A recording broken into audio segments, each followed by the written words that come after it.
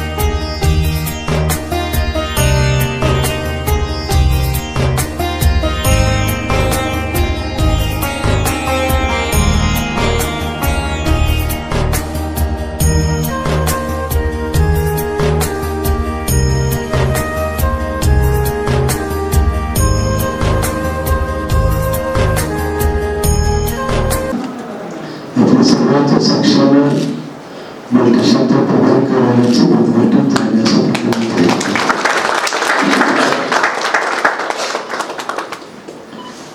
अनेक वर्षानंतर तुमच्याबरोबर असाच प्रसंग आहे. बाकी काही प्रमुख अधिकाऱ्यांबरोबर वारंवार येत असतो, बसतो, गप्पा होतात. कार्यक्रम बनवणं येत नाही, पण एक स्नेहसंबंध येत असतो. आपल्या सर्वांच्या माहितीसाठी सांगतो, 28/4/98 मी पहिल्यांदा विधान परिषदेचा सदस्य झालो, म्हणजे आमदार झालो. तुम्हाला लोकांना विधान परिषद सदस्य करणार नाही म्हणून आमदार घेतलं, आमदार झाले. त्यावेळी साहेब सोलापूर जिल्ह्याचे जिल्हा उपनिबंधक होते. त्यावेळेस होते साहेबांच्या अगोदर बँक चालू होती, मनोरमा बँक. सर्व पुण्यावर होते आणि भेडसावणारा प्रश्न होता की बँक बँक. तुम्ही साहेबांना म्हटलं, साहेब मला तुम्ही काय पण करा, तुम्ही बँक काढून द्या म्हटलं. आणि साहेबांनी म्हणजे मंडळाला म्हणतो, मी आतापर्यंत साहेबांची करंगळी म्हणजे साहेबांनी बँक काढली, आपण पण बँक काढली. आपला शुभारंभ कधी माहिती नाही, पण आपला शुभारंभ 28/4/98 झाला आहे. आपला त्याच्या अगोदर एक 5-6 महिन्याचा असणार आहे, 5-7 महिन्याचा असणार आहे. आणि मी 98च्या जानेवारीच्या पहिल्या आमदार झालो. म्हणजे 4-5 महिन्यामध्ये साहेबांनी एवढं फास्ट प्रपोजल केलं, आम्ही लोकांनी सिद्धांताला जमा केलं, दोघे त्यांच्या ताब्यात होते. आणि रिझर्व्ह बँकेचे सन्मान असल्यामुळे, स्वतः जिल्हा उपनिबंधक असल्यामुळं कमी वेळामध्ये मला त्याला मान्यता दिली. म्हणून मला असं वाटतं की जसं मनोरमा परिवाराचं मोठं साहेबांच्या नेतृत्वात झालंय, तसं लोकमंडळचं मोठं सुद्धा साहेबांनीच लावलेलं आहे. कारण साहेबांच्या मार्गदर्शन साहेब काय करतात आपण करण्याचा प्रयत्न केला. साहेब साहित्यिक आहेत, साहेबांनी पुस्तकं भरपूर काढलेत. मी एक काढायचा प्रयत्न केला, त्यातच मी पुढच्या पुस्तकाने मांडणी नाही असं वाटायचं. म्हणजे मी कॉपी करण्याचा खूप प्रयत्न केला साहेबांची, पण ते नाही जमत नसेल. जेणेकरून काय आहे की ते गुजराती जेणेकरून करू काहीतरी ते साहित्यिकाचं दोघांना जमतात. दोघांनी शोभाताईंनी पण चांगले केलेलं आहे, खूप मनापासून अभिनंदन करावं वाटतं. आता सांगितलं की 23व्या आपल्या नंबरच्या शाखेचा शुभारंभ आहे. माझ्या उपस्थितीत माझ्या अध्यक्षतेखाली आणि मला माहीत नाही, ज्यावेळेस तुम्ही निमंत्रण येतात साहेबांचा फोन येतो, धाडसच होत नाही म्हणायचं. माहित नाही काय त्याच्या मागचं गमक आहे काय, मला असं सांगता येणार नाही. पण एक कुठंतरी जिव्हाळा असतो आणि तो जिव्हाळा नाही म्हणून होत नाही. आणि मला आठवतं की स्मिता आमच्या धर्मपत्नी असं आलं तर कार्यक्रमाला येतच नाही, कितीही सांग येत. पण ते त्यांना सुद्धा आज सकाळी मी साहेबांचा ज्यावेळेस मला काल फोन झाला, मी म्हणलं स्मिता येईल का नाही, डाऊट आहे भाऊ म्हटलं. ते त्याने मग घेऊन फोन केला दोघांनी, शोभाताईने आणि साहेबांनी पण फोन केल्यामुळं कसं तर आणलं इथं. आणि त्या ह्याच्या सांगण्याचा हेतू एकच आहे की एक नातं जे जमलेलं आहे, ह्या नात्याला कधी असं वाटत नाही की टाळावं, काहीतरी सांगावं, म्हणजे बहाणे सांगावे आणि येऊ नये असं कधीच वाटत. कार्यक्रम आहे काय नाही काय, परवा सहज गप्पा मारायला घरावर गेलो होतो, चहा पिऊन गेलो, म्हणजे असं सहज जावं. कारण ते नातं जे झालेलं आहे ते खूप दृढ झालेलं आहे. आणि सुदैवानं आता शोभाताई मंत्रिशांच्या चेअरमन आहेत. खूप दिवसापूर्वी आपल्या इंदिरा सभागृहात एक कार्यक्रम होता, तेव्हा अजून त्यावेळी सर्व्हिसला होत्या साहेब, मला वाटतं थोड्या दिवसात निवृत्त होणार होते. आणि मी त्यावेळेस हळूच कानात सल्ला दिला होता, साहेब जरा राजकारणात तुम्ही पण या की पण ते काही लोकांना जमत असं की मला पुस्तकाचं मन आहे तसं नव्हतं. राजकारण मनापासून आवडत नसावं असं वाटतंय मला. मी पहिला म्हणलं जाऊ आता तुम्ही यायला लागलात, म्हणलं तुम्ही पण निवृत्त होत आहे, मनोरमा परिवार तुम्ही बघू शकताय सगळं, आणि तुम्ही त्यातले तर मास्टर आहात, म्हणजे वित्तीय संस्थेचे मास्टर आहेत, महाराष्ट्र बँकेमध्ये सेवा केल्या म्हणून मास्टर आहे. पण ते माहीत नाही, रुजलं नाही, काही माहीत नाही, पण चालू आहे. त्यांनी कधीतरी माझं अनुकरण करत असतात, मी कधी पण त्यांचं अनुकरण करण्याचा प्रयत्न करतो. एकमेकांच्या पावलावर पाऊल टाकायचा प्रयत्न करत असतो. आता सांगत होते की आपण सगळे म्हणजे आता मी मल्टीस्टेट बँक पतसंस्था हे सगळे एक आहेत. मनोरमा परिवाराचं मी सांगतो, मला एक अपेक्षा आहे की तुम्ही सगळे जर त्या क्षेत्रातल्या, मला आठवतं मी मंत्री होतो, मंत्री असताना सांगोल्याला नांदूर पतसंस्थेचं उद्घाटन होतं आणि सुदैवानं आपल्या बँकेला मी शाखेला मान्यता सांगोल्याला मिळाली होती. नांदूरचे चेअरमन माझ्याकडे आले, म्हणलं आमची सांगोल्याला शाखा ओपन करायची आणि तुम्ही उद्घाटनाला येता का? मी म्हणलं 100% येतो, पण माझी एक विनंती मान्य करता का म्हणलं त्याला. मी म्हटलं माझ्याही बँकेचा एक प्रतिशाखा मिळालेली आहे, मागे पुढे रोज करू आणि दोघांच एकाच व्यासपीठावर आपण उद्घाटन करू म्हटलं. तुमची तयारी असं मला काय वाटत नाही म्हणून. मी कधीच असा कुणाचा स्पर्धक समजला नाही, कोणी स्पर्धक नसतं कधीच. प्रत्येकाचं एक विधिलिखित काम असतं, प्रत्येकाचं नशीब असतं, प्रत्येकाच्या नशिबाला पुढे जात असतं. आणि ते पवार साहेब त्यावेळेस ते म्हणजे त्यांचे पवार म्हणूनचे म्हणून ते त्यांना मी म्हटलं असं असं आहे आपण करू.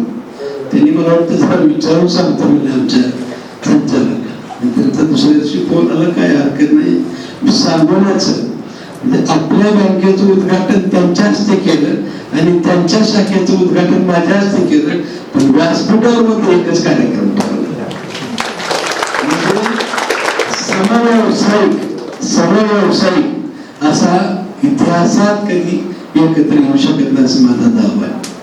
पण मी स्वतः सरकार मंत्री असताना त्यांना घेतलं, त्यांच्या बरोबरीने त्यांचा कार्यक्रम, आपला कार्यक्रम एका व्यासपीठावर केला नाही. तरी मग मला सुद्धा असं वाटतंय, कधी कधी बऱ्याच वेळा शोभाताईची चर्चा होते, लोकमंगल परिवार आणि मनोरमा परिवार ही ताकद जर आम्ही, मला वाटतं की जिल्ह्यासाठी जर आम्ही वापरली, जिल्ह्याच्या विकासासाठी, आयटी किरकोळ आहे माझ्या दृष्टीने. म्हणजे मला असं वाटतं की आयटी किरकोळ आहे, पण ही ताकद आपण सगळ्यांनी म्हणून लावली पाहिजे आणि तुम्ही पण तशी सगळ्यांनी साथ दिली पाहिजे. कारण मला नेहमी वाटतं, सारखं कुठे म्हटलं की आयटी पार, आयटी पार, आयटी पार, आयटी पार, याच्याशिवाय दुसरी चर्चा नाही आपल्याकडे, बरोबर ना? आपण कधीतरी प्रत्येक शिर्डीला जात असाल, शिर्डी बघितलंय का ऐकलंय? ऐकलंय काय जणांनी बघितलं असेल. शिर्डीला किती आयटी कंपनी आहेत? किती आयटी कंपनी आहेत? नाही? किती कारखाने आहेत मोठे मोठे? प्रवरा पलीकडे आहे. शिर्डी गावात विचारते, शिर्डी गावात कारखाने नाही, शिर्डी गावात आयटी नाही, शिर्डी गावात एक 3 वर्षापूर्वी विमानतळ होतं का? आता 3 वर्षापूर्वी होतं का? आता खूप एक्सपेन्स, मी मान्य करतो. आता मला असं वाटतं की शिर्डी हे गाव केवळ साईबाबामुळे पुढे गेले. आपल्याला कुठेतरी 90% बहुतेक सोलापूर शहरात, सोलापूर जिल्ह्यातले बरोबर आपण कशावर टक्के 100%. माझा दावा आहे, बहुतेक तुम्ही सोलापूरचे नाहीत, सोलापूर जिल्ह्यात ते नसावेत असं माझं मत आहे.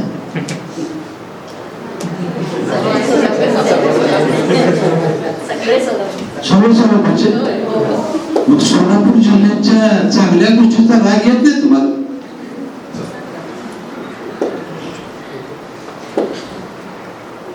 आता मोठा प्रश्न माझा, ग्रामदैवत सिद्धेश्वर अगोदरचे का साईबाबा अगोदरचे? नक्की पांडुरंग अगोदरचे का साईबाबा अगोदरचे? नक्की स्वामी समर्थ अगोदरचे का साईबाबा अगोदरचे? स्वामी समर्थ अगोदरचे. आई तुळजाभवानी अगोदरचे का साईबाबा अगोदरचे? सोलापूर शहर मोठं का शिर्डी शहर मोठं अगोदर? आता काय काय? आता सोलापूर शिर्डीच्या लोकसंख्येने कमी असेल, मानन कारण एकच आहे की शिर्डीवाल्यांनी ठरवलं आपल्या साईबाबाला जगामध्ये पाठवायचा. माल खचून यायला, सोन्याची सिंहासन यायला लागली, बरोबर ना? शिर्डीवाल्याचा चमत्कार आहे. मी का म्हणाला तुम्ही सोलापूरचे जिल्ह्याचे लोक म्हणून, तुम्हाला ह्या गोष्टीचा रागच येईल.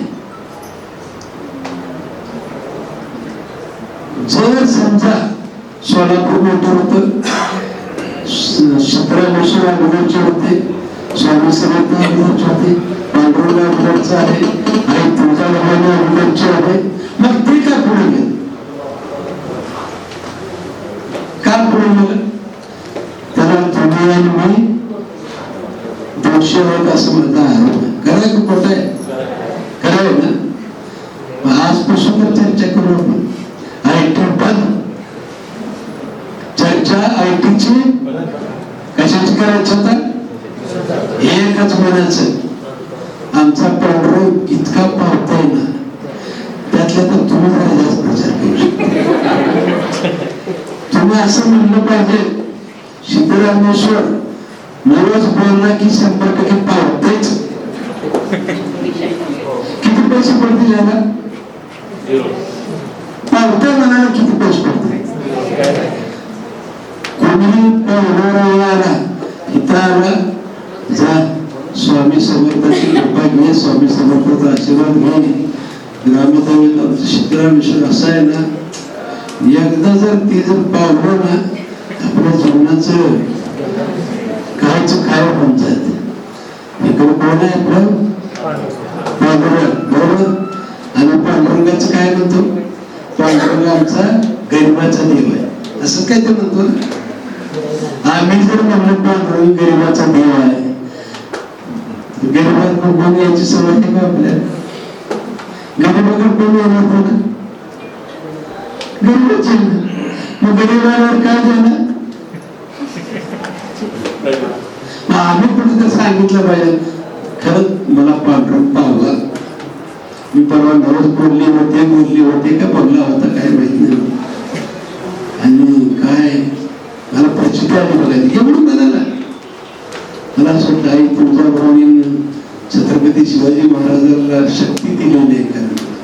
आणि मग हिंदू स्वराज्य स्थापन झालं त्यावेळेस. आई तुळजाभवानी अशी एवढी चमत्कारिक आहे. मला असं वाटतं कधीतरी सांगा आता. आमच्या शोभाताई आज म्हटलं की IT आणून काय IT ला करायचे काय, हे सगळं देवदेवता आहेत आपल्याकडे, साधू संत आपल्याकडे आहे. आमचं बरंच स्थान आहे त्यांचं. मी तर असं म्हणतो की तुम्ही कधी पुढे संबंध आलेला नाही. कोणत्या जिल्ह्यात?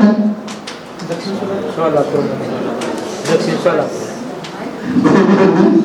आलेली एक पण नाही ना. आम्हाला क्रोल संगम जे आहे इतकं निसर्गमय ठिकाण आहे तिथलं. 800 वर्षापूर्वी मराठी शिलालेख 800 वर्षापूर्वी. मी 14च्या अंतर तिथे जायला रस्ता सुद्धा नव्हता. आता मी तिथे करायला लागले जवळपास $2.25 कोटी सरकारकडून द्यायला लागले तो परिसर विकसित करण्यासाठी. मला असं वाटतं ही गावं, ही देवं, ही स्थानं बलस्थानं आमची. आणि मग बलस्थानं जर आपली म्हणजे जर खऱ्या अर्थानं अलीकडे देवाचं सुद्धा नाईलाजाने मार्केटिंग करावं लागतं. काय साधं गणित आहे. मला कधी आश्चर्य वाटतंय. आम्ही 5 लाखाचा 10 लाखाचा निधी देतो. हा एवढा गाव असतो विचारायचो 5 वर्ष ती आमचा गाव करते. काय देतो आम्ही? एक 5 लाखाचं 10 लाखाचं सभागृह काहीतरी देतो. हे आम्हाला काय पाहिजे आम्हाला बरं वाटतं का? तुम्ही आमचं कौतुक केलं, शोभताईने आता कौतुक केलं, आम्हाला बरंच वाटतं. आपण सगळेजण स्तुतिप्रिय आहे ना. आपल्यापेक्षा देव काय वेगळा असतो? देवाला स्तुती आवडेल का टीका आवडेल? भक्ती वाढायला तर आम्ही स्तुती केलं. माझा पांडुरंग, माझा सत्यरामेश्वर, माझा आई तुळजाभवानी, मला स्वामी समर्थ वगैरे असं केलं. मला असं वाटतं की खरंच कुठल्या ITची गरज. आणि मला या निमित्तानं आपण वित्तीय संस्थेमध्ये काम करतो. प्रत्येक मुलाला आपण विकसित केलं पाहिजे. त्याला सांगितलं पाहिजे की तू नोकरीच्या मागे लागू नको. तुझ्या मागे मनोरमा परिवार आहे, लोकमंडळ परिवार आहे. तू स्वतःच्या पायावर व्यवसाय कर. तर मला असं वाटतं की नक्कीच प्रगती होऊ शकते.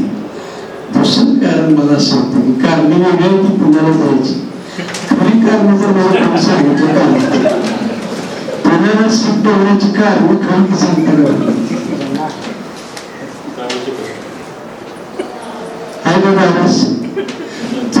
माफी मागतो आणि धाडसानं सांगतो.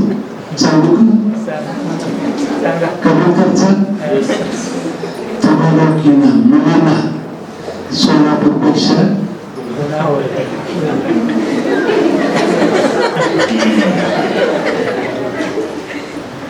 चर्चा कशी आहे? तुम्ही इथे राहतात म्हणजे तुम्ही सोलापूरवरती प्रेम करता त्याच्याबद्दल 100% माझ्या मनामध्ये शंका. पण चर्चा कशी आहे? मुलांना कुठं जावं तर तुमच्या मैत्रिणी सांगा बघ. यात कुठं जावं ते सांगा. काय का असं तिकडे शिपाई का असं चांगलं आहे. बरं शेवटचा आठवडा वेळेचं जेवण उपाशी राहू. पण बरोबर आहे असंच आहे ना. दुसरं म्हातारीचं कंटाळा आलेला असते. म्हातारी मातेला कुठं मोजून नाही करण्यापेक्षा आपलं राजा गेलेलं असंच ना. ते कशी आहे, पुण्याला स्थलांतरित व्हायची वस्तुस्थिती वेगळी आहे, पण वोट सूट आयटीवरच लय जास्त आहे. मला असं आपल्याला या निमित्ताने विनंती करायची आहे, आयटीवर चर्चा बंद करू आणि आमच्या देवदेवतांचा साधू संतांचा गौरव करू आणि सोलापूर ही गौरवशाली करू असं मला वाटतं या निमित्ताने. आणि ते करा अशी पण अपेक्षा करतो. विद्यासंस्था आहे, विद्यासंस्थेमध्ये इतकं चलाकीनं डोळ्यात दूर घेऊन काम करावं तर थोडं चुकलं की काय खरं नाही. आता तर RBI तर अशी रोज मागायला ते आपल्याला माहिती आहे. मल्टी स्टेटला पण भारत सरकारची कडक नजर आहे. 5 वर्षाची मुदत दिलेली आहे आपल्याला. जे काय आपलं काय कमी जास्त चुकलं वगैरे असेल त्याच्यानंतर RBI एवढंच नियंत्रण कडक ठेवण्याचा प्रयत्न भारत सरकारचे रजिस्टर करणार आहे, करायला लागले जातात. हे करत असताना आम्हाला काय केवळ 0.5% सगळ्या गोष्टी खेळ आहे. म्हणजे महिन्याला आम्हाला आमच्या ह्याच्यात 0.5% व्याज जास्त मिळते आम्हाला आणि त्याच्यावर आपलं सगळा गाडा प्रपंच आम्हाला चालवायचा आहे. मला खरं कळत आहे की आम्ही जेव्हा सर्वसाधारण सभा असते त्यावेळेस सभासद म्हणतात, साहेब लाभार्थीला धन्यवाद आहे पण त्याला भेट वस्तू दिली ते बरोबर आहे. मग गमतीने मी पण विचारतो, भेट वस्तू काय असं असं वाटतं? काय नाही साहेब, सोन्याची वस्तू असेल, डोळ्यात भरणारे असेल. शेअर्स किती रुपयाचा? 1000चा. बरोबर. मागणी कशाची आणि वस्तू कशी असावी? दिसणारी वस्तू असतात. काय चला काय सभासद होता म्हणजे लाभांश दिलेल्याचा आनंद नाही, भेट वस्तू पण द्या आणि सोडा. हजाराला विकावं आता डोळ्यात दिसणारी सोन्याची वस्तू पण ते मागताना अशा पद्धतीने मागते. ते बघावं लागते संस्थेला. ठेवीदाराला नेहमी वाटतं की व्याजदर लोकमंगलपेक्षा मनोरंजन जास्त दिला पाहिजे काही म्हणून आणि लोकमंगला सांगायचं आपण मनोरंजनपेक्षा जास्त दिलं पाहिजे, भांडण लावायची. हुशार आहे म्हणजे ग्राहक ठेवीदार हुशार आहे. त्याच्यात मग आम्ही काय तर चलाकी करायची. महिलांच्यासाठी 0.5% जास्त, ज्येष्ठ नागरिकांसाठी 0.5% जास्त, कामगारांसाठी 0.5% जास्त, अपंगासाठी 0.5% जास्त, असं करत करत सगळ्याला 0.5% वाटून बसायचं. कारण समाजात ठेव यायला पाहिजे आपल्याला. ते करायचं. कर्जदार त्याच्यापेक्षा 10 पटीने चतुर आहेत. 10 पटीने मी म्हणतो.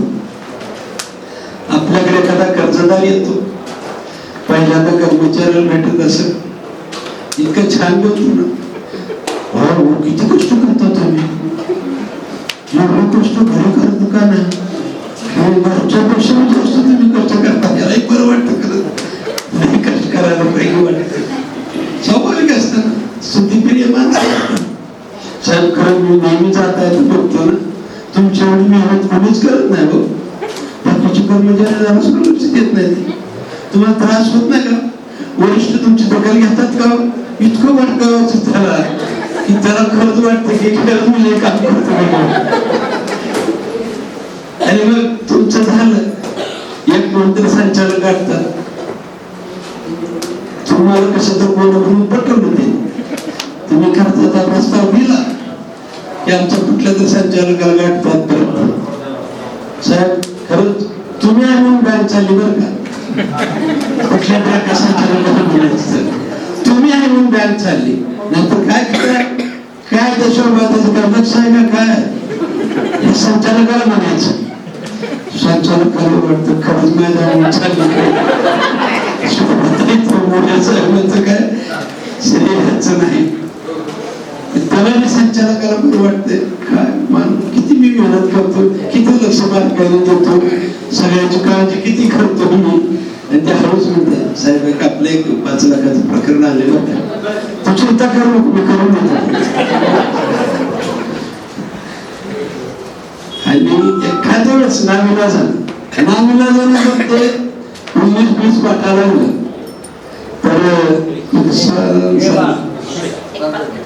चेअरमन किंवा सीओ म्हणत असतात, ह्या प्रकरणामध्ये जरा अडचणी वाटतात, हे जरा प्रकरण कर्जदार त्या संचालकांकडे. नूतन वास्तूचं आज दक्षिण सोलापूरचे आमदार म्हणण्यापेक्षा बलवा परिवाराचे अगदी सुरुवातीपासून गेल्या 30 वर्षापासून आमचा त्यांचा स्नेह आहे. मला आठवतं आमचे अनिलराव पंडित उद्योगपती, मी, बापू, त्यानंतर डॉक्टर खोसे होते आणि आपण काय एकत्रच आहोत. संस्था तर आम्ही एकत्रच होतो बरेच 30 वर्षापासून. आणि सुभाषबाबू देशमुखांचा आणि मदनराव परिवाराचा स्नेह जो आहे तो सातत्यानं गेल्या अनेक वर्षापासून आहे. त्या आमदार नसताना सुद्धा आम्ही एकत्र होतो. आमदार, खासदार या सगळ्या वाटचाली मानवी जीवनामध्ये, अर्थकारणामध्ये, विशेषतः समाजकारणामध्ये जरी त्याला महत्त्व असलं तरी एकमेकाबद्दलचे असणारे काही मनातल्या भावना असतात त्या बापूंनी अतिशय जवळून व्यक्त केले. या छोट्याशा कार्यक्रमासाठी बापू तुम्ही वेळ दिला त्याबद्दल मी मदनराव परिवाराच्या माध्यमातून अतिशय ऋणी राहणार आहे.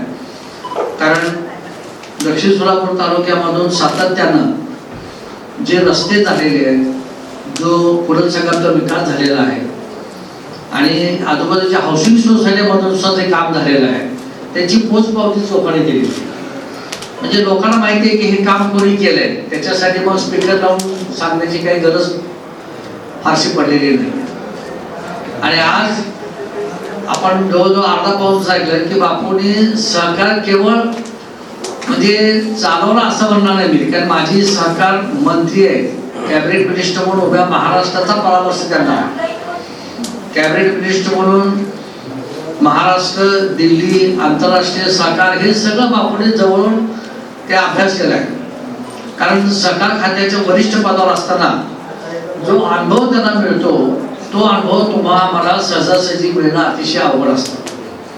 कारण आपण एक ग्रासरूट लेवलला काम करतो आणि बापूने ग्रासरूट लेवलपासून म्हणजे अगदी स्थानिक कार्यकर्त्यापासून ते कॅबिनेट मिनिस्टरपर्यंत सहकार क्षेत्रामध्ये काम केले. आणि सहकारी अर्थव्यवस्था बापू तुम्ही जे नमूद केलं ते अतिशय चपखलपणे मांडलेलं आहे. मला वाटतं हेच साहित्याची खऱ्या अर्थानं पुस्तक लिहिण्याची क्षमता आहे माझी.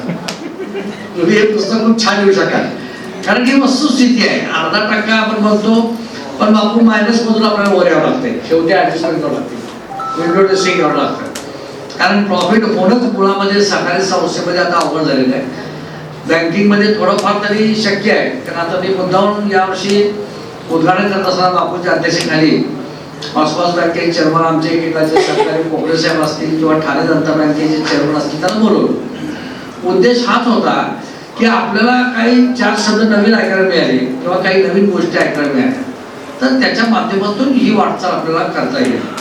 आज देशमुख इथे उपस्थित झालेले आहेत आणि मला कल्पना आहे की देशमुख कुटुंबामध्ये त्यांनी अतिशय चांगल्या पद्धतीनं एक कुटुंब वसल स्त्री जेव्हा घरामध्ये असते तेव्हा त्या कुटुंबाला आणि त्या कुटुंबाचा आजूबाजूचा परिसर हा चांगल्या पद्धतीने तिने हाताळलेला आहे. घरातलं घरपण जे असतं ते आपल्याला घरामध्ये बापू गेल्यानंतर लक्ष देतं आणि ते घरपण तुम्ही जपलेलं आहे. कुठल्याही आपल्या पदाचा किंवा आपले मिस्टर कॅबिनेट मिनिस्टर आहेत आणि आपण इथं आमदारांची हे वगैरे असा कुठलाही नावलौकिक म्हणजे एक भूमिका बऱ्याच महिलांची अशी असते की कशात काय नसताना सुद्धा आपण खूप काही चांगल्या पद्धतीने वागण्याचा प्रयत्न दाखवतो. परंतु देशमुख बहिणींनी या ठिकाणी उपस्थिती दिली. शोभान मी त्यांना बोललो की हा घरचा कार्यक्रम आहे, बापू मदनराव परिवार घरचाच आहे, म्हणजे तुमच्यासाठी हा काही वेगळा नाही आहे. इथं बोलवताना कुठलेही औपचारिकपणा नाही, कुठला प्रोटोकॉल नाही किंवा असं काही नाही. म्हणून मी शोभाला म्हटलं की ठीक आहे. फार दिवसापासून शोभाची इच्छा होती की इमारतीमध्ये पूजा झाली नाही, उद्घाटन झालं नाही. मी म्हटलं ठीक आहे, आज पूजाही झाली आणि उद्घाटन ही आज या ठिकाणी आपण बापूंच्या आणि वहिनीच्या हस्ते संपन्न केलेलं आहे. कसं आहे की महाराष्ट्राला माहिती असलेली ही व्यक्ती आहे. ठीक आहे, राजकारण असो, समाजकारण असो, कुठल्याही क्षेत्रामध्ये असो, वाटचाल होत असताना आपल्याला अनेक गोष्टींचा सामना करावा लागतो आणि तो त्यांनी केलेला आहे. आणि आज म्हणूनच ते या उच्च पदावरती दक्षिण सोलापूर तालुक्यामध्ये असेल, महाराष्ट्राच्या राजकारणामध्ये असेल, या पदावरती बसलेले आहेत.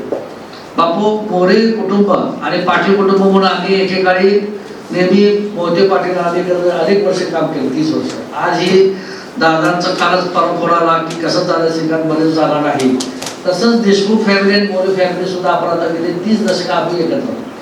ठीक आहे, कुटुंबाशी संबंध काही मुलांची भाषा येतो, वेळ लागतो, परंतु एक जिव्हाळा एखाद्या कुटुंबाबद्दलचा असतो. तो जिव्हाळा आपण या मनोरमा परिवारानं अनेकांशी सामाजिक, राजकीय, सांस्कृतिक क्षेत्रामध्ये जपण्याचा प्रयत्न केलेला आहे. कारण आमचं ध्येय एकच आहे, कारण मनोरमा हे माझ्या आईचं नाव आहे आणि आईच्या प्रेमामध्ये राजकारण नसतं, ही आमची भूमिका आहे. आईच्या प्रेमामध्ये राजकारण नसतं, बाळाला दूध पाजताना हातचं लाकूड नसतं. तसं तुमचं आमचं असतं तर समाजाचं किती बरं झालं असतं, समाजाचं किती बरं झालं असतं. आणि मनोरमा हा आईच्या प्रेमानं चालणारा परिवार असल्यामुळं अनेक वेळेला आई मारते, रागवते, सर्व प्रकारच्या भावभावना आईच्या असतात. आणि तशाच पद्धतीचं बापू कधी कधी होतंय, एकमेकाबद्दल बोलताना, हे करताना लोक, आणि तुम्ही सांगितलं अगदी मस्त उदाहरण दिलं तुम्ही, लोक कसं नावाने करतात हे मी 30 वर्ष अतिशय चांगल्या पद्धतीने अनुभवलंय. म्हणजे सहकारात अनुभवलंय, ऑफिसमध्ये अनुभवलंय, सहकारी संस्था चालवताना अनुभवलेला आहे. कशात काही नसताना सुद्धा म्हणजे उगीच कारण नसतं करायचं, म्हणजे एखाद्याची प्रगती समोर होत नाही, कारण नसतं आपण म्हणतो ना पोटात दुखणे, हा प्रकार इथं सोलापुरात फार चालतो. परंतु या सगळ्यांवरती मात करायची असेल तर एकच आहे की आपलं प्रेम जे आहे ते व्यक्तिबद्दल आपलं कायम राखलं पाहिजे. आणि त्या प्रेमाच्या माध्यमातून आपण आपली माणसं जी जोडली, मित्र मंडळी जी जोडतो, ते आपल्याला कायम जोडता आली पाहिजे. बापू माझी आजी म्हणजे आईची आई, त्यांचे माझ्या आईचे वडील हे DSP होते ब्रिटिशाच्या काळात. त्यांच्याकडे 3 जिल्हा, मुंबई, विजापूर हा संपूर्ण इलाका मारायची, मुंबई इलाका गोष्ट. आणि DSP असताना त्यावेळेला दिवसा बग्गीला हे मशाली असायचे, दिवसा बग्गीला मशाली, कारण तो प्रोटोकॉल होता SPचा. तुम्ही म्हणलं की दिवसा कशाला मशाली पाहिजे, पण तो होता आमच्याकडे वारदाला होता, एकेकाळी सोलापूरमध्ये होता. पण त्या माझ्या आजीला कधीही त्याचा गडबड असायचा.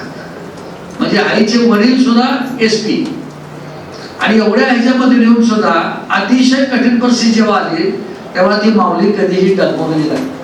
ठीक आहे, अर्थकारण कारण वडिलांनी अत्यंत स्टेट फॉरवर्ड ज्याला म्हणून सगळं असताना सुद्धा प्रामाणिकपणा हा जपला होता. आणि म्हणून वडील या बँकेचे 81व्या वर्षी चेअरमन झाले, वयाच्या 81 वर्षी चेअरमन. जे संपूर्ण वैभव गेलं होतं ते वडिलांना इच्छा होती की मला बँक काढायचं, मला बँकेत चेअरमन व्हायचं. कारण एका बँकेने काय सांगितलं वडिलांना, थोडी गरज होती, आर्थिक टंचाई होत्या, आम्ही सगळी शिक्षण घेत होतो, तेव्हा त्यांनी सांगितलं की द्या ना तारण शेती तुमची. मग ते म्हणे की नाही, शेतीची किंमत तेव्हा फारशी नव्हती बाबा, 5,000 रुपयाला शेती मिळायची एकर. 5,000 म्हणजे फार झाली, एकर 2,000चा म्हणजे रेट कमी होता. मग ते शेतीचं काय नाही, तुम्हाला 10,000 पाहिजे जावायला, हे पाहिजे, मग असं करा, तुमचं घर तारण द्या, घर नसेल तर मग घर हाऊसिंग सोसायटीचं लोन इंदिराच्या घरावरती, असं करा, बायकोचं मंगळसूत्र द्या, कारण सोन्याला किंमत आहे. वडिलांना त्याचा फार म्हणजे एक लागलं मनामध्ये की ह्या चेअरमनला मी शाळा वापरून दिली, ह्या चेअरमनला मी सगळा कारखाना वापरून दिला. आणि हा चेअरमन काय म्हणतो तो का ते महत्वाचं नाही की मंगळसूत्र आणून द्या तारण नसेल तर. त्यानंतर वडिलांनी निर्णय घेतला की आपली स्वतःची बँक काढायची. पासे कसे फिरतात बघा, 10 वर्षामध्ये मी क्लस्टर ऑफिसर झालो आणि नंतर स्वतःची बँक वयाच्या 35व्या वर्षी निर्णय घेतला की आपली बँक काढायची. आणि 9 मे 97ला 95ला प्रस्ताव सुरू केला, 97ला बँक काढली. हे कशासाठी सांगतोय की कष्ट करत असताना प्रामाणिकपणा जपला तर जीवनामध्ये प्रगती व्हायला वेळ लागत नाही. 97ला बँक काढली. आज 97 पासून मनोरमा परिवार 2100 कोटीला 2200 कोटीला गेला. सगळे मुलं डॉक्टर झाले, इंजिनियर झाले, शिक्षण झाले. या सगळ्या गोष्टी भौतिक गोष्टी महत्वाच्या नाहीयेत. गोष्टी महत्वाच्या आहेत की हे होत असताना आपल्याला माणुसकी जपता आली पाहिजे, माणसं जपता आली पाहिजे. माणुसकी माणसं जर जपता आली तर आज 500 संसार उभे केले. वडिलांची इच्छा तीच होती. 81व्या वर्षी चेअरमन झाल्यानंतर 93 वर्षापर्यंत चेअरमनशिप सांभाळत होते आणि स्वतःचे रिक्षाचे पैसे 20 रुपये बँकेत आले की काढून ठेवायचे. हे बाबा माझी रिक्षा बँकेत नाही भरायची, माझी 20 रुपये बँकेत. ही भूमिका त्यांची होती. जेवण बँकेचं नाही, अमुक नाही, गाडी नाही, कुठल्या प्रकारचं त्यांची म्हणजे इतकी काटकसर त्यांनी धडा घालून दिला बँकेला. आणि तीच पद्धत आज पण आम्ही पाहिली की आज सुद्धा बँकेला स्वतःच्या मालकीची गाडी आम्ही ठेवत आहे. मी म्हटलं आपण भरपूर प्रकारे केली, आपण कमवलं डीडीआर म्हटलं आपण आपल्या ह्याच्यातून करू. ठीक आहे, ह्या गोष्टी सांगण्यासाठी एवढ्यासाठी की तुम्ही सांगितलं म्हणून सहकारी संस्था चालवणं हे थँक्यू जॉब आहे. या सहकारी संस्था चालूच नाही या मताचा, कारण ह्याच्यावरती स्वार होणं फार सोपं आहे, पण उतरणं मात्र फार अवघड आहे. कारण ज्याच्या ताब्यात आपण ही धुरा देऊ ती व्यक्ती तेवढ्याच ताकदीने ती संस्था चालवेल का, तेवढाच वेळ ती देईल का. आई जसं पोरावर प्रेम करते तसं त्या संस्थेवरती बापू तुम्ही प्रेम केलंय, आपण प्रेम करतो आणि म्हणून ह्या संस्था आज टिकून आहे. पण ज्या क्षणी आईचं प्रेम संपेल त्या क्षणी ह्या संस्था अडचणीला मिळणार. म्हणून प्रचंड राहावं लागतं रात्रंदिवस. पोराला आता इथे पोराला काय झालं म्हणलं की आपण थरथर कापतो, लगेच आपण डिस्टर्ब होतो. तसं ही मुलं आहेत, ही भूमिका ज्यांनी ज्यांनी जपली त्यांनी सहकारी संस्था चालवल्या टिकवल्या आणि काळामध्ये सुद्धा आपल्याला आईच्या प्रेमानंच या संस्था चालवायला लागतील. बापूचा अनुभव फार मोठा आहे, त्यामुळे प्रॅक्टिकली त्यांनी खंत बापूने व्यक्त केली. मी त्यांच्याशी अगदी 100% सहमत आहे. मी माझी कवितामध्ये फेसबुकवर टाकत होतो की कर्ज मागताना हात जोडणे असते, साष्टांग दंडवत घालणे असते आणि कर्ज मागायला गेल्यानंतर पायतान दाखवणे असते. हे माझं टायटल आहे कविता. कर्ज मागायला गेल्यावर काय दाखवणे असते, पायतान दाखवणे असते. हे आणखी लोकांनी अनुभव घेतलेत का. आणि एवढ्या तक्रारी आमच्याकडे एक केंद्र आता मध्ये ह्याला गेला होता, 50 लाख रुपये थकबाकी केले. तक्रार कोणाकडे करायची, राष्ट्रपती बापू राष्ट्रपती तक्रार का, तर मोरे साहेबांनी आम्हाला फसवलं, आम्हाला 50 लाख रुपये कर्ज दिलं, गरज नव्हती कर्जाची. आणि 500 पानाचा उपचार करणारा बापू एकाच माणसाचा असं निघाला.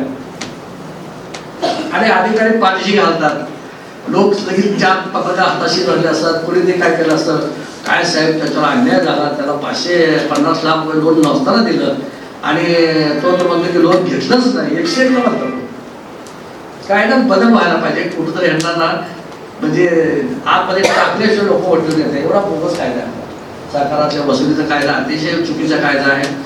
आम्ही 30 वर्ष सर्व्हिस केल्यानंतर लक्षात येते की अरे हे कसं काय याच्यातून वसूल होणार. कारण कायद्याची इतकी बोगसगिरी आहे की ते वसुली करायचं तर वसुलीच होत नाही. म्हणून निर्णय घेतला की 101 मध्ये टाकायचंच नाही. त्या आर्बिट्रेशनचा सुद्धा फारसा काय उपयोग होत नाही. नोटीस देतात, कागदी खेळ होतात, परंतु 10-10 वर्ष तारखा पडतात केसेसच्या. कसं निकाल लागणार. त्यामुळे फार वेगळ्या पद्धतीने ह्याला टॅकल करावं आहे. तरी सुद्धा एक मात्र निश्चित आहे की दोष असले तरी या चळवळीमधून गोरगरिबांचं कल्याण करण्याची ताकद बापा. तुम्ही अनुभव जर लिहिले की ज्यांना तुम्ही मदत केली आणि ज्यांचं जीवन, या विद्यार्थ्यांचं जीवन घडलं, उद्योगधंद्यांचं घडलं, माझ्या माताबाईंचं जीवन घडलं, तर तुम्हाला सांगतो तुम्ही बाबा एक 10,000 अनुभव तुम्ही द्या. घडतंय, निश्चितपणे घडतंय. 10,000 लोकांनी फसवलं, परंतु फसवलं, मागं वळणाऱ्यांनी मागं वळलं म्हणून आम्ही मागं जायची गरज नाही. आम्ही शेवटी पुढंच गेलं पाहिजे, त्यातून मार्गच काढला पाहिजे. आणि हा मार्ग काढायचा असेल तर आम्हाला शेवटी विधायक गोष्टी ठेवला पाहिजे. तोच बापूने सांगितले की तुझं आहे तुझं पाशी परी जागा चौपाशी. विठ्ठल आमच्या जवळ आहे, माता रुक्मिणी आमच्याकडे आहे, आई तुळजाभवानी आमच्याकडे आहे, ग्रामदैवत सिद्धरामेश्वर आमच्याकडे आहे. पण आपण त्याच्यावर बोलत नाही.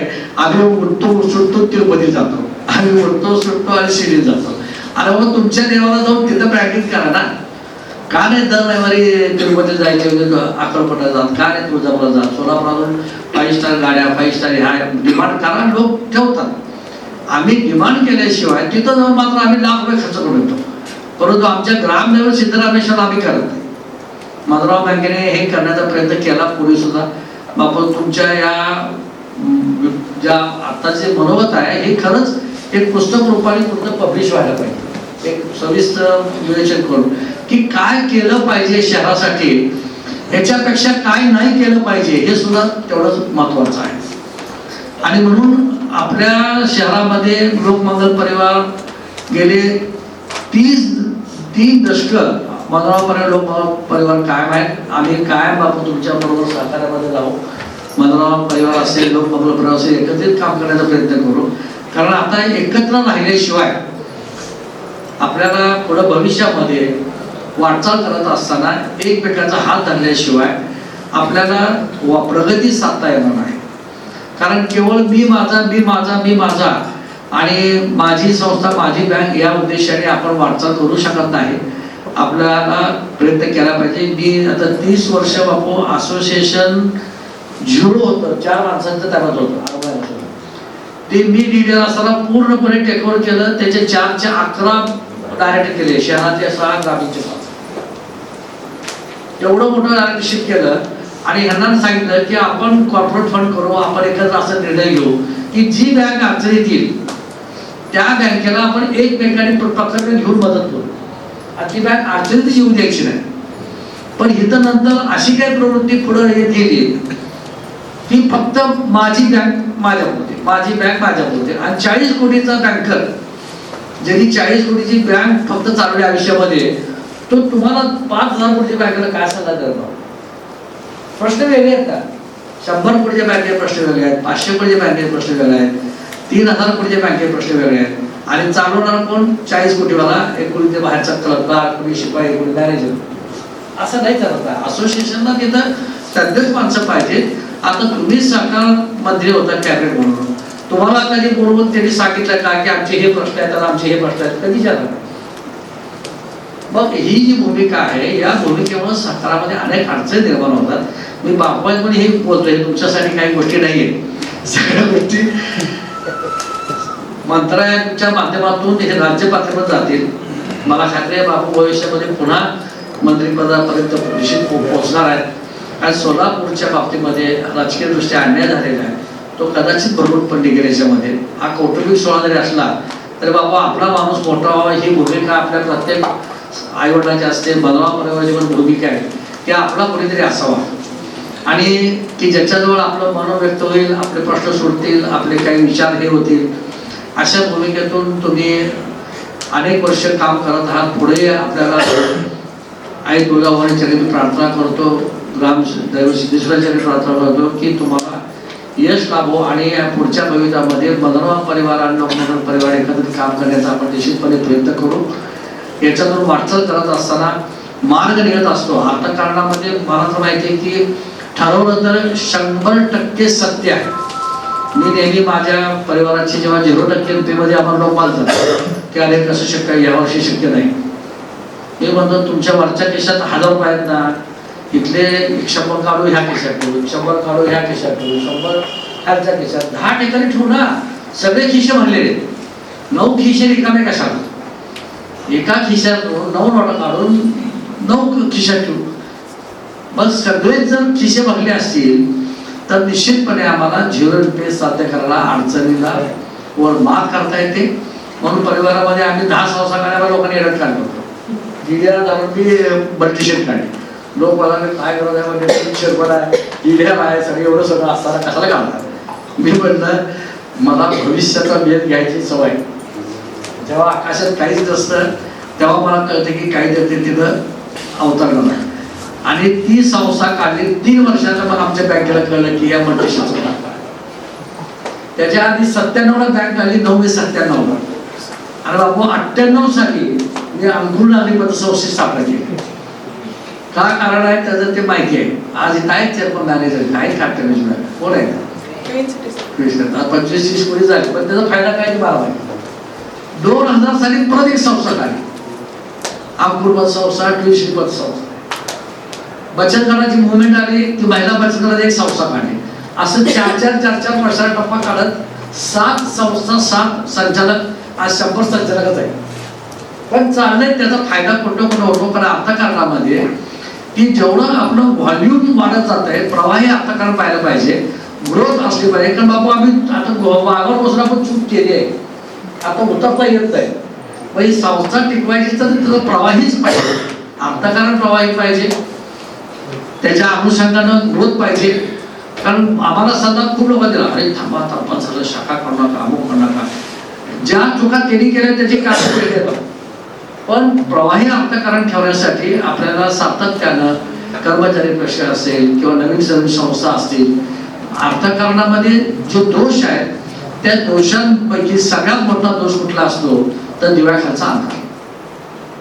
आमचंच आम्हाला कळत नाही आमच्या दिव्याखाली किती अंधार आहे, आणि तो अंधार दूर करायचा असेल तर मात्र आम्हाला मनन चिंतन ह्या गोष्टी कराव्या लागतात, आणि मग तो अंधार निश्चितपणे दूर झाल्याशिवाय राहत नाही. बापूने अतिशय इतकं सुंदर मानसिक केलं की बापू तुमच्या ह्याच्यावरती म्हणजे एक चांगल्या पद्धतीने छोटं पुस्तक किंवा जरी काढलं तर ते सहकारी संस्थेला मार्गदर्शन करू शकेल. कारण हे अनुभव जे आहेत कर्मचाऱ्यांपर्यंत पोहोचले गेले पाहिजेत. कर्मचाऱ्यांना असं कळलं पाहिजे की 10% पगारामध्ये फार काय आपल्याला करता येत नाही. 10% नफ्यामध्ये मुळात नफा जनरेट करणं हीच मुळात वसुलीमुळे अतिशय अवघड गोष्ट आहे. त्यामुळे अशा या छोट्याशा कार्यक्रमामध्ये बापू आपण मनमुक्त बोलला आणि अतिशय चांगलं आमच्या कर्मचाऱ्यांना म्हणण्यापेक्षा आम्हाला आणि संचालक आमचे इथं आहेत सगळे बसलेले, त्यांनाही संचालकाला सुद्धा कळलं लक्षात असेल की संस्था चालवणं ही साधी गोष्ट नाही, आणि अर्थकारणामध्ये मात्र ताकद आहे की समाजाभिमुख अर्थकारण जर केलं तर समाज तुमच्या पाठीशी येतो. आज लोक मंगळ परिवाराने बापू एकत्रित तुम्ही काम केलं म्हणून आज 6,000 कोटीचं आपण पार केलं. पतसंस्था असेल तर मराठवाड्यातल्या पतसंस्थेवर जी आंदोलन उल्लेख केला तो त्यावेळेला जिल्हा परिषदेची संस्थाच करतात होते, पण दूध उत्पादकांची नागरी पतसंस्थेवर आपण कार्य केली नंतर लोकमंगलमध्ये तुमची पण बापूने जी क्रांती केली ती क्रांती आम्हाला बदलाव करता आली नाही, कारण 3 पटीनं लोकमंगल परिवार आज समाजामध्ये वाटचाल करतोय. नेमकी नस जे समाजाची आहे अगदी तरुण मुलांपासून ते ज्येष्ठ नागरिकांची ते बापू तुम्हाला ओळखता आलेली आहे, आणि ते नस ओळखता आले म्हणजे मग समाजकारण असेल, अर्थकारण असेल, सुसंस्कृतीकरण असेल, महिलांचे प्रश्न असतील, ज्येष्ठ नागरिकांचे प्रश्न असतील. आज तुमच्याकडे ते म्हणजे मी असं की हिंदीमध्ये म्हणा बाया हात का खेळ, तसं तुम्हाला ते सहज साध्य झालेलं आहे. हे इतर कुणाला आमदारांना सहजासहजी जमणारं म्हणजे काम नाही, कारण अर्थकारण सांभाळणं आणि राजकारण करणं ह्या 2 गोष्टी अत्यंत अवघड आहेत. कारण आपण किती लोकांना दुखवणार, किती लोकांना रागावणार, किती लोकांचे आपण मनोगत म्हणजे त्याला बंधनी करणार, ह्या सगळ्या गोष्टी अवघड आहेत. पण तुमच्या ह्याच्याकडे बघूनच मी अनेक गोष्टी शिकतो, अनेक वाटचालीमध्ये आम्हाला विचार करतो की हे बापू कसं सांगले जात असतील. त्यावेळेला परवा लोकमंगलच्या आम्ही मुख्य बाजूमध्ये गेलो, आम्हाला अतिशय आनंद झाला. खूप चांगल्या पद्धतीचा स्टाफ आहे, चेअरमन अतिशय चांगले आहेत मंत्री साहेब, त्यांनी नंतर गेले, आणि या सगळ्या गोष्टी म्हणजे सहकारामध्ये सहकार्य आत्मविश्वास शिकण्यासारखं आहे.